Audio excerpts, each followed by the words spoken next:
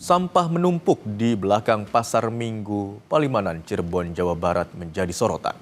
Sampah yang tidak diangkut selama 3 pekan membuat akses lalu lintas menyempit dan juga memicu aroma tak sedap.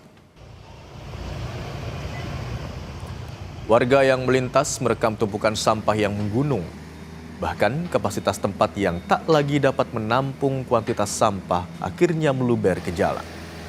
Ruas jalan hanya bisa dilalui satu motor dan itu pun bergantian. Aroma tak sedap yang keluar dari gunungan sampah juga membuat warga mengeluh. Warga berharap pemerintah segera membersihkan dan melakukan pengerukan rutin.